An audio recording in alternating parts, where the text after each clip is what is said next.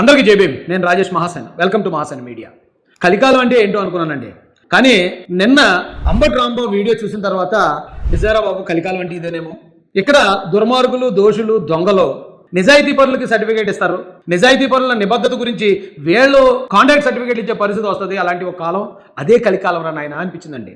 ఎందుకంటే అతను మాట్లాడుతూ ది లెజెండరీ పారిశ్రామికవేత్త రామోజీరావు గారి గురించి అంబటి రాంబాబు అనే వ్యక్తి మాట్లాడాడండి. ఫస్ట్ అదే అన్నిటికన్నా దరిద్రమైన విషయం.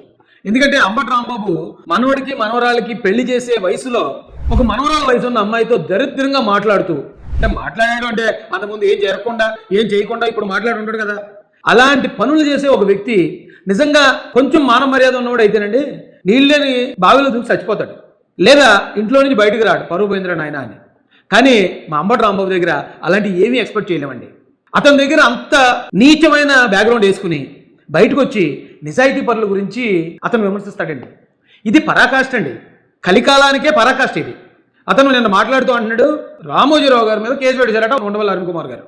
రామోజీరావు గారి మీద ఉండవల్లి అరుణ్ కుమార్ గారు కొన్ని ప్రశ్నలు లేవనెత్తారు. రామోజీరావు గారు నడుపుతున్నటువంటి మార్గదర్శి ఫైనాన్స్ మీద 2008లో అప్పుడున్న ప్రభుత్వం విచారణ జరిపి ఆయన మీద కేసు కూడా రిజిస్టర్ చేశారు. కారణం ఏంటంటే 10 సార్లు చెప్తున్నాడు అతను, డిపాజిట్లు సేకరించడం నేరం అంటున్నాడు. మార్గదర్శి ఫైనాన్షియర్స్ రాష్ట్రంలో, దేశంలో డిపాజిట్లు సేకరిస్తుంది అని, ఇలా వసూలు చేయకూడదు, ప్రజల దగ్గర నుంచి వసూలు చేశారు, డిపాజిట్ల దగ్గర నుంచి. ఇది చట్ట వ్యతిరేకం. చట్ట వ్యతిరేకంగా డిపాజిట్లు సేకరించారని నిన్న అతను మాట్లాడిన ప్రెస్ మీట్ లో 100 సార్లు అని ఉంటాడండి. డిపాజిట్లు సేకరించాడు అన్నాడు తప్ప ఎక్కడ కూడా డిపాజిట్లని ఎగ్గొట్టారు అనే మాట అనలేదండి. మార్గదర్శి చిట్స్ పేరుతో డిపాజిట్లు సేకరించడమే చట్ట విరుద్ధం అండి. మార్గదర్శి ఫైనాన్షియర్స్ పేరుతో ప్రజల దగ్గర నుంచి వసూలు చేశారు, డిపాజిట్ల దగ్గర నుంచి. ఇది చట్ట వ్యతిరేకం. జనరల్ గా నేరం అంటే ఏంటి? మీ దగ్గర నుంచి డబ్బులు తీసుకుని ఆ డబ్బులు మీకు ఇవ్వకుండా ఎక్కడితే అది నేరం. డిపాజిట్లు సేకరించారు.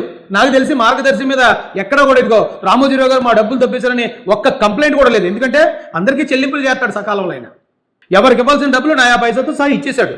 కాబట్టి అది కేసే కాదు. ఒకవేళ ఈయన డబ్బులు ఎగవేస్తే సిబిఐ కానీ, ఈడీ కానీ, పోలీసు కానీ వస్తారు. ఈయన డబ్బులు ఎగవేత జరగలేదు, అందుకే ఆర్బీఐ నుంచి నోటీస్ వచ్చిందని 10 సార్లు చెప్తున్నాడు అంబటి రాంబాబు.